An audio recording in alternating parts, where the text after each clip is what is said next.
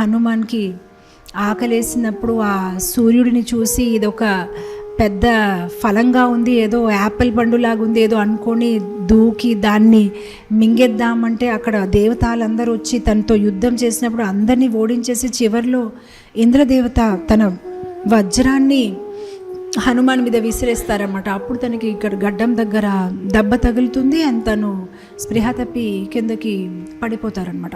ఎప్పుడైతే కిందకి పడిపోతారో అప్పుడు వాయుదేవత కోపం తెచ్చి నా కొడుకుని ఇలా చేశారని ఆయన ఏం చేశారంటే మొత్తం గాలి అంతా తీసేసుకుంటారు. అప్పుడు మొత్తం 3 లోకాల్లో ఎవరు గాలి పీల్చలేకపోతున్నారన్నమాట. అప్పుడు వాళ్ళందరూ దేవతలు బ్రహ్మ దగ్గరికి వెళ్తారు. చూడండి ఈ వాయుదేవత ఏం చేశారు. అప్పుడు బ్రహ్మ వాయువు దగ్గర వెళ్తారు.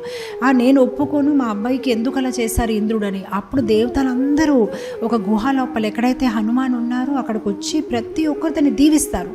కుబేరు, అశ్విన కుమారులు, అగ్నిదేవత అందరూ ఒక్కొక్క వరాన్ని తనకి ఇస్తారు. అప్పుడు హనుమాన్ ఇంకా చాలా బలవంతంగా తయారవుతాడనమాట. సో తన ఒక శరీరం వజ్రంగా తయారైపోతుందని తనకి వజ్రంగి అని పేరు వచ్చింది. సో ఆ వ అండ్ బ ఒక్కొక్కసారి హిందీలో బ అంటారు, వ అంటారు. సో బజరంగ బలి అని పిలుస్తారనమాట. ఎవరైతే ఇక్కడ అలా బ్రేక్ అయిపోయింది దాన్ని హనుమాన్ అంటారు. అందుకోసం ఆయనకి హనుమాన్ అని పేరు వచ్చిందనమాట.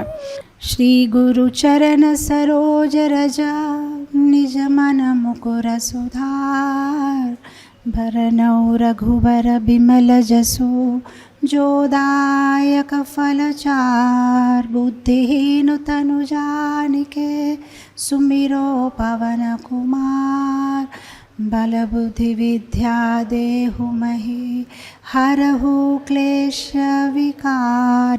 जय हनुमान ज्ञान गुण सागर जय कपीसतिहु लोक उजागर। रामदूत तुलित बल धामा अंजनी पुत्र पवन सुत नामा। महावीर विक्रम बजरंगी कुमति निवार सुमति के संगी। सीताराम लक्ष्मण हनुमान जी की, जगत गुरु श्रील प्रभुपाद की जय।